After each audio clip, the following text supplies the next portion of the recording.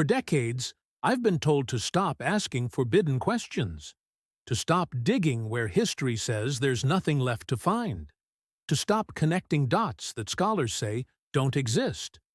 But truth has a strange way of surviving censorship. You can silence a man, but not the evidence buried in stone, written in myth, and carved into the memory of our planet itself. And today, I'm going to reveal something that challenges the very map of our world. It began, as most revelations do, with a question. What if the world we think we know isn't the real one at all? What if, beneath the comfortable story of human progress, there lies another version, older, smarter, erased from history by those who decided what civilization should mean? I have spent years traveling across continents, from the jungles of the Amazon to the frozen edges of Antarctica, and what I've seen doesn't fit the story we were told in school. There are alignments, mathematical precision, astronomical patterns, clues suggesting that a global network of knowledge once existed. A civilization advanced in ways we still struggle to understand. They say the map of the world is final, drawn by explorers and scientists who measured every mountain, every sea, every coast. But what if that map is wrong? Not geographically, but historically. What if the true world map isn't about land and oceans, but about forgotten knowledge, ancient coordinates, and messages left by a civilization that vanished before history began? When I first proposed that a lost global civilization may have existed before the last ice age, I was called a conspiracy theorist. The mainstream archaeologists laughed, universities ignored the data, and major networks tried to bury the discussion. But no matter how loud the denial grew, the Earth itself kept whispering secrets through pyramids, megaliths, and sacred geometry that span continents. Let's start with the pole shift. Thousands of years ago, the Earth looked different. The North Pole wasn't where it is today. Cataclysmic changes reshaped coastlines, drowned entire continents, and erased thousands of years of progress. And yet, in ancient maps, like the Piri Reis map drawn in 1513, we see coastlines of Antarctica, drawn without ice. Modern satellites confirmed these details centuries later. So, who mapped Antarctica before it was covered in ice? The answer leads us back to the same mystery.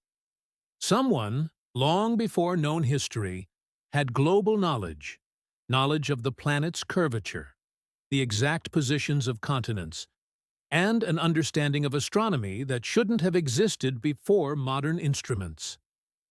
Civilizations like Egypt, Sumer, the Maya, and the Incas all claimed their knowledge came from earlier gods, teachers who arrived after a great flood. Across cultures, the same story repeats.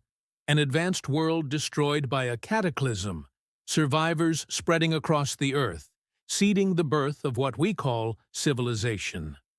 But modern academia refuses to accept that, because if they did, it would rewrite everything. It would mean human history isn't a straight line of progress. It is a cycle of rise, destruction, and rebirth. It would mean we are not the first advanced civilization on Earth. In ancient Sumerian texts, gods like Enki and Enlil bring forbidden wisdom to mankind.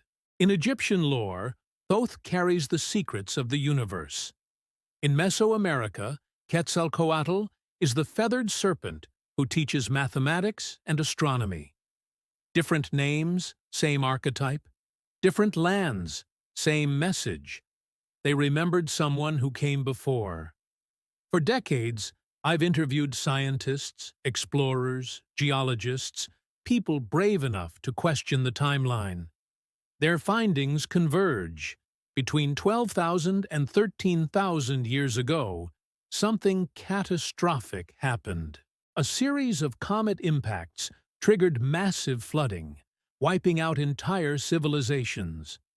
Evidence lies beneath the ice sheets of Greenland, the craters in North America, and the layers of black sediment that mark a global firestorm. And then came the silence. Those who questioned the official timeline lost their funding. Researchers were labeled pseudoscientists.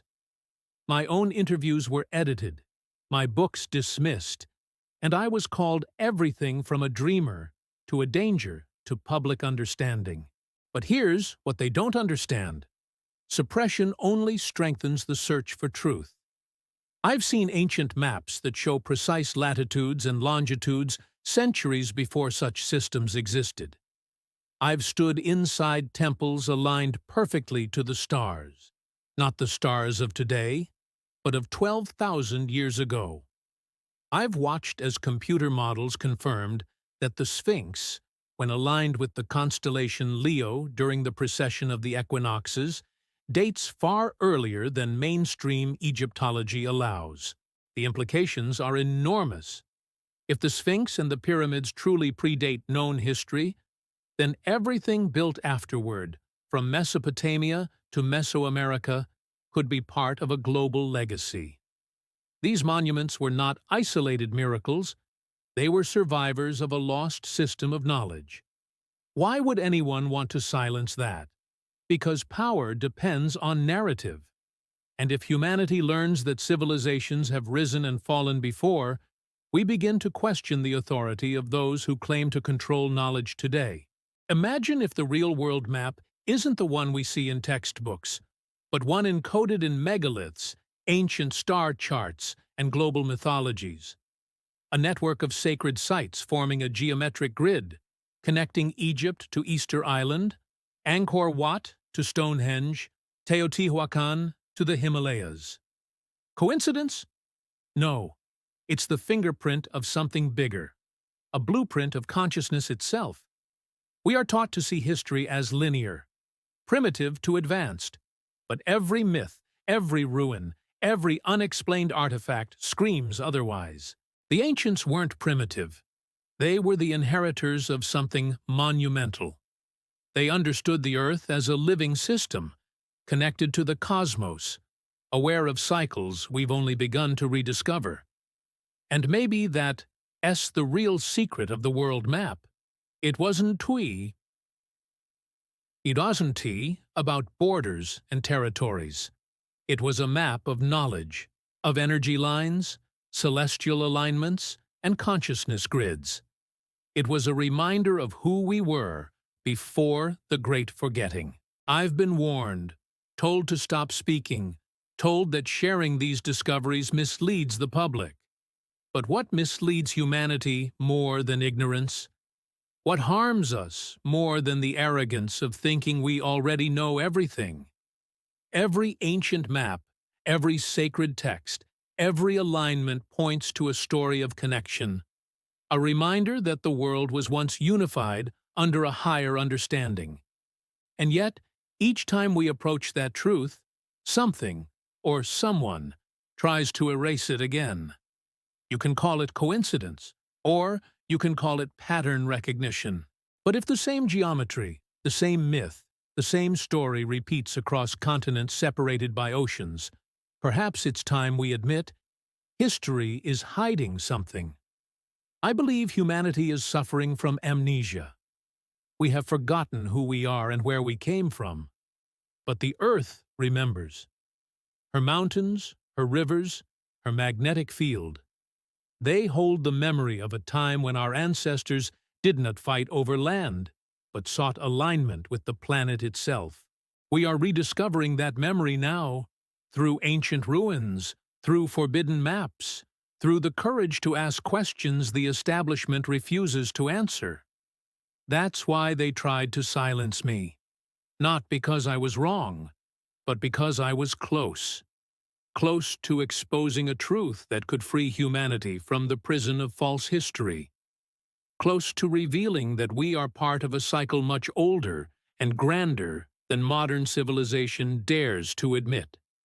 They can discredit, they can mock, but they cannot erase the stones. They cannot silence the stars.